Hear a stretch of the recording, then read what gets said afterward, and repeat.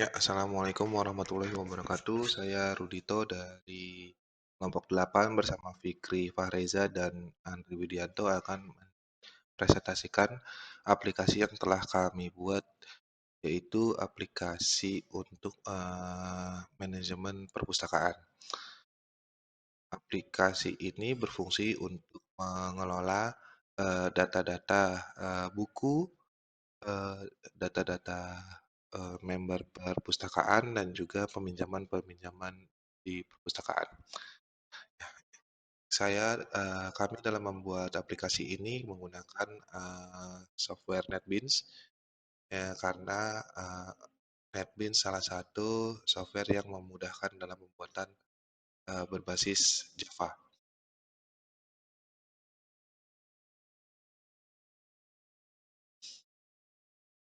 Pertama-tama di sini ada 12 main class. Jadi saya ambil pertamanya dulu. Tampilannya akan seperti ini. Seperti ini, ada 4 button, yang masing-masing button berfungsi sebagai eh, 3 button untuk membuka ke main class dan satu button untuk membuka. Oke, ini button untuk data buku, yaitu kelas buku, lalu ada transaksi, membership. Kita mulai dengan membership. Oke, di menu membership ini kita uh, menampilkan tabel ya. Kita menampilkan tabel yang data-data tabel tersebut dari database. Oke, data-data ini sudah ada di database, lalu ke data tersebut kita ambil dan tampilkan kan query SQL select apa kolom-kolomnya, kolom-kolom di database yang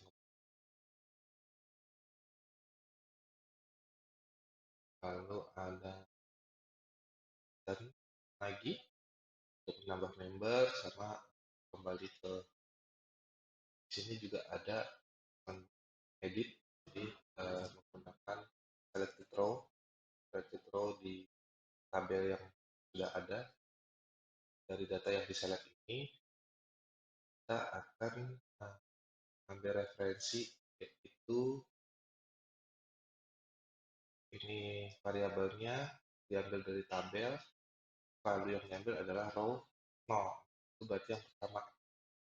Row yang pertama itu adalah sebagai referensi untuk select data di database. Kemudian dari data yang diselect tersebut kita ambil data-datanya, SQL, lalu data-data tersebut dibuat variabel, lalu akan ditampilkan di kelas edit member. Kelas edit member ini akan ditampilkan. Di sini juga ada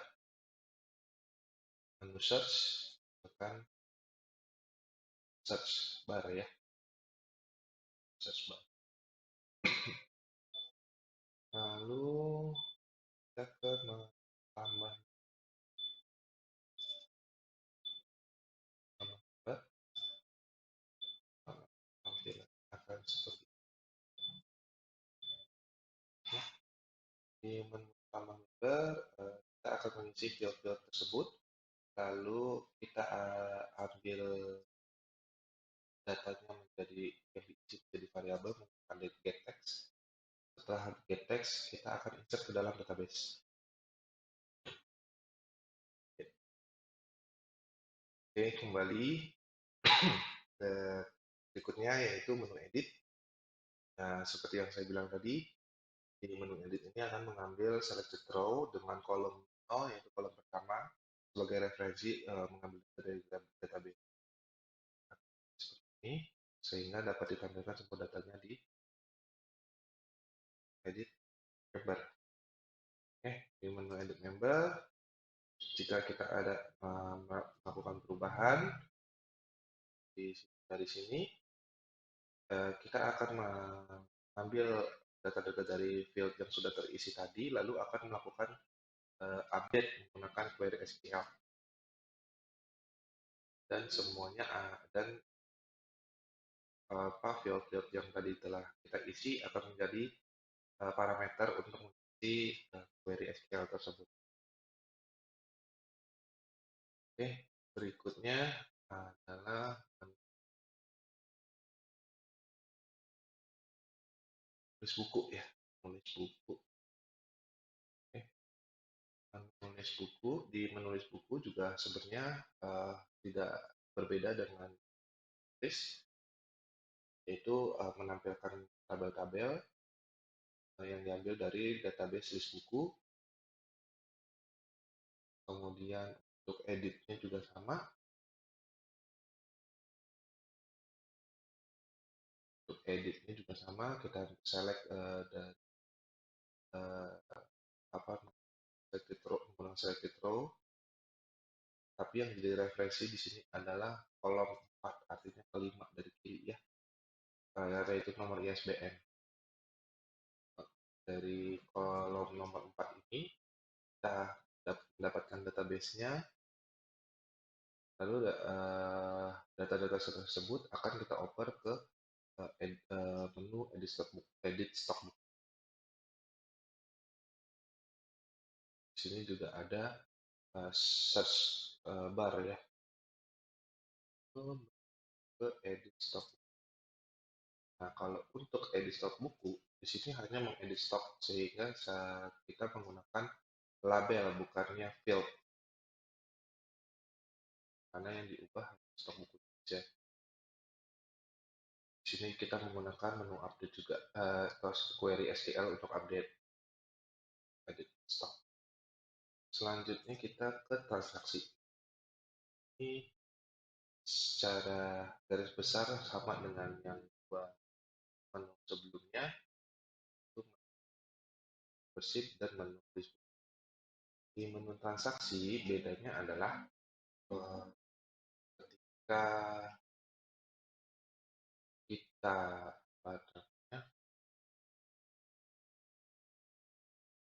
melakukan pengembalian.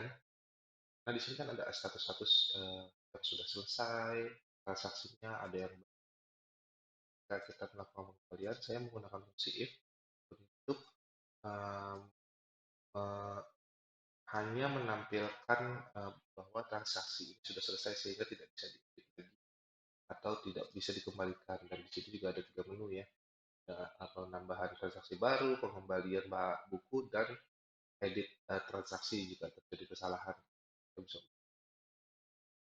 Oke, nah kita ke tambah transaksi. Di tambah transaksi ini seperti menu sebelumnya juga, hanya saja bedanya di sini saya menggunakan drop down combo box. Tambah transaksi saya menggunakan combo box, yang mana item-item combo box itu diambil dari database. Untuk yang nama diambil dari database, judul buku dari database list buku. Menggunakan add item. Ya, yang diambil adalah nama membernya dari database membership. Sedangkan untuk yang buku diambil dari database list buku, kan judulnya yang kita. Itu saja. Lalu tanggal saya menggunakan date user. Lalu setelah transaksi dilaksanakan, ini tombol save akan mengupdate. Ada beberapa query yang kita jalankan di sini. Pertama, insert data-data yang sudah kita input tadi, yaitu nama, judul, tanggal, tempo, dan juga. Lalu kita melakukan update list buku sama membership. Apa sih yang diupdate? Yang diupdate adalah jumlah stok dari tersebut karena sudah pinjam, artinya berkurang. Lalu eh, ada jumlah transaksi. Jadi member setiap meminjam buku itu ada pencatatan jumlah transaksi, yang mana akan bertambah satu kali di setiap transaksi. Itu sequence-nya, query-nya itu akan seperti ini. Ini untuk select dari hasil select tersebut.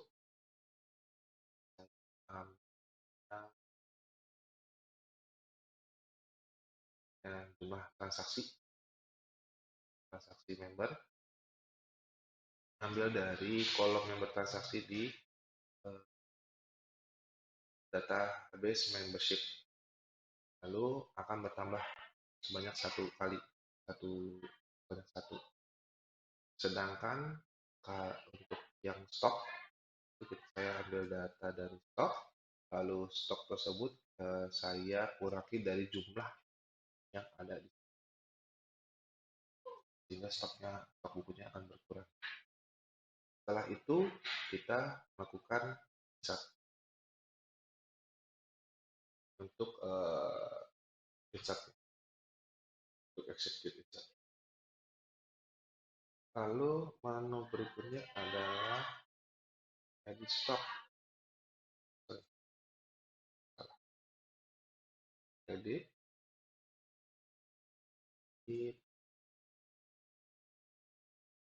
tidak ada dari kesalahan sebelumnya. Yang terakhir ada menu pengembalian.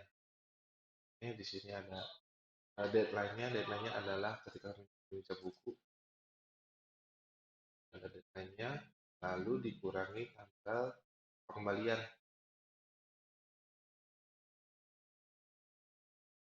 Pengembalian ada dua button di sini, hitung denda sama bayar. Untuk hitung denda, dia akan mengambil data-data dari sini, terutama deadline dan tanggal. Menggunakan fungsi if dulu. Jika tanggalnya lebih besar sama dengan dari deadline, artinya pengembaliannya terlambat atau tepat waktu, maka kita harus menghitung selisihnya, selisih harinya. Saya menggunakan get time, karena get time itu dalam millisecond, jadi kita harus konversi dulu menggunakan time base convert. Di konversinya ke dalam base, sedangkan untuk time unit awalnya adalah millisecond. Kita convert dulu dari millisecond ke days, hitung jumlah hari.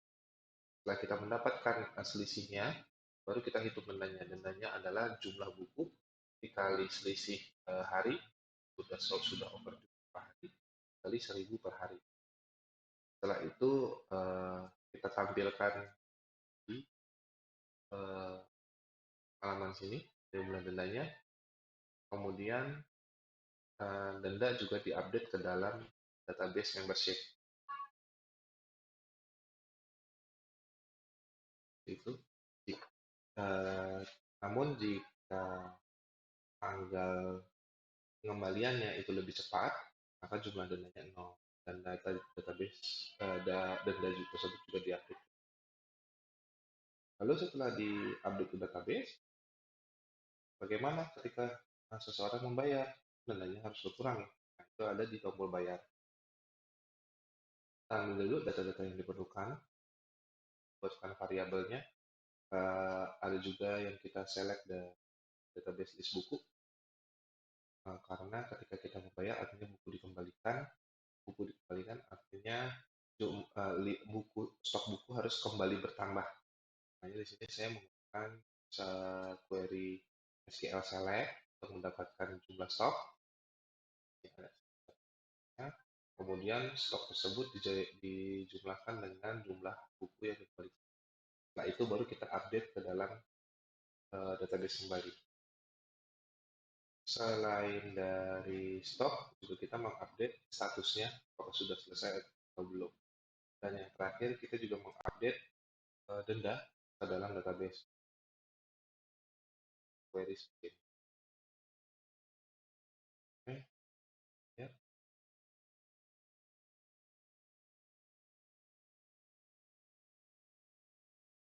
sekian dari saya. Untuk selanjutnya akan dilanjutkan Fikri Fahreza dan Andri Gento.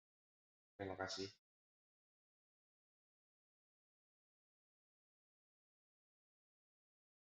Assalamualaikum warahmatullahi wabarakatuh. Saya Andri Yanto dari kelompok 8. Saya ingin menjelaskan tentang basis data. Di sini kita menggunakan Exam, Apache, dan MySQL. Pertama, kita langsung klik admin.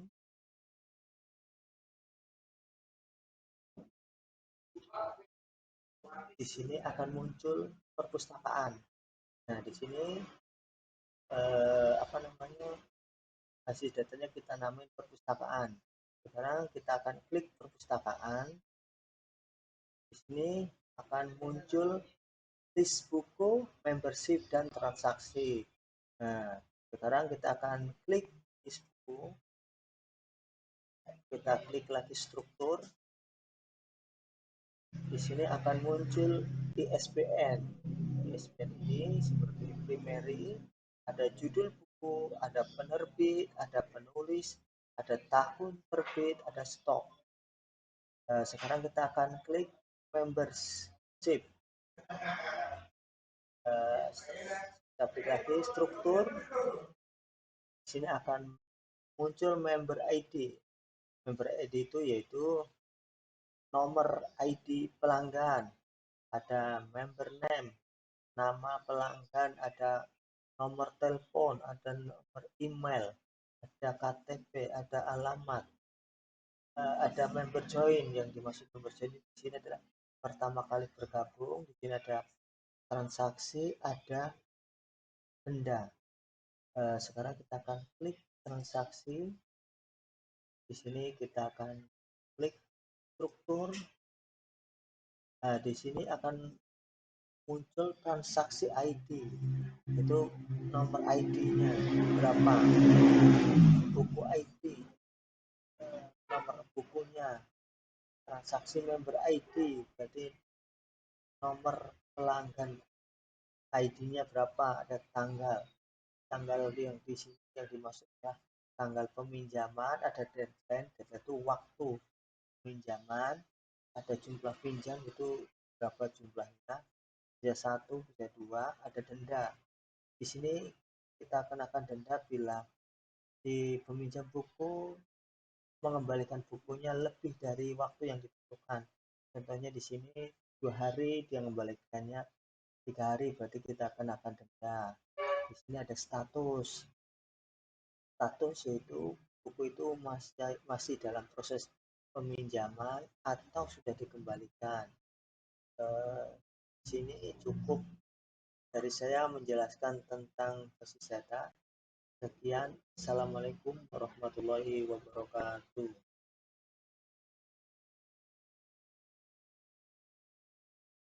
Nama saya Fikri Fareza.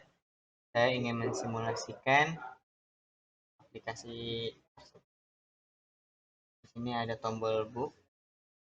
Ini untuk cari dan memasukkan buku atau kuantiti buku. Di sini ada judul buku, penerbit, penulis, tahun, ISBN, dan stok. Nah, di sini kita ingin memasukkan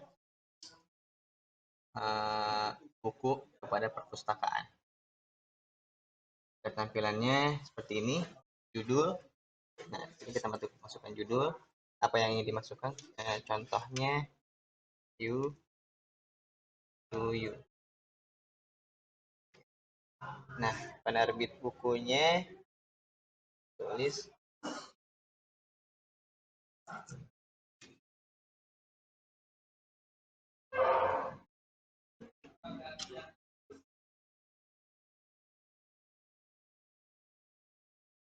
penerbitnya, maaf.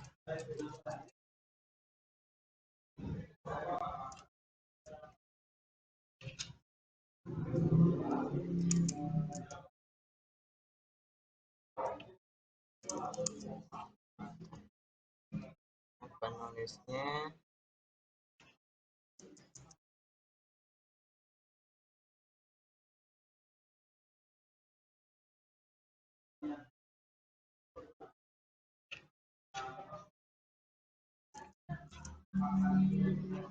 Nah, di sini kita tulis tahun berapa bukunya.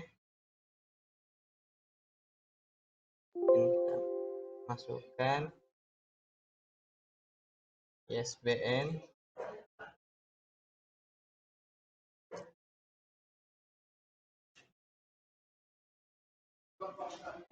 Nah, berapa kuantiti buku tersebut. Kita masukkan contohnya 5. Nah, kita save. Nah, apabila itu seperti ini, berarti buku sudah dimasukkan pada aplikasi tersebut dan termasuk telah berhasil dapat 5 kuantiti. Oke. Kembali. Nah, apabila kita ingin mengedit stok, apabila buku telah datang lagi, misalnya dari penerbitnya, nah kita ingin menambah kuantiti seperti ini, misalnya you, kita edit stok, nah kita ganti berapa yang datang, nah kita jumlahkan, kita tambahkan, kita jumlahkan jadi misalnya seperti ini. Nah, kalau ini berarti buku telah bertambah stoknya, telah berhasil. Oke. Nah, di sini tempat search. Kalau misalnya ingin mencari buku, ya. Nah, ini ada ya, Atomic Habits. Kita kembali, dan itu untuk mencari buku dan memasukkan edit stok, edit atau quantity stok buku. Dan di sini ada member. Apabila ingin menjadi member dalam perusahaan tersebut, kita daftarnya di sini. Nah, ada nama-nama dan member ID di sini, dan ini pun ada tanggal join ya. Nah, kalau ingin memasukkan menjadi member, kita masuk ke sini. Nah, ditulis namanya Igun misalnya. Igun. Nah, nomor telepon. Contohnya.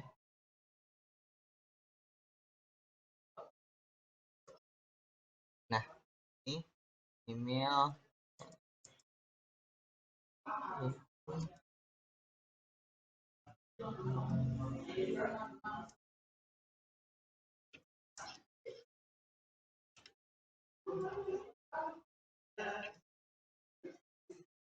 Channel ID-nya.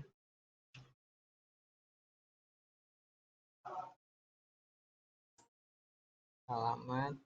Sini masukkan alamatnya.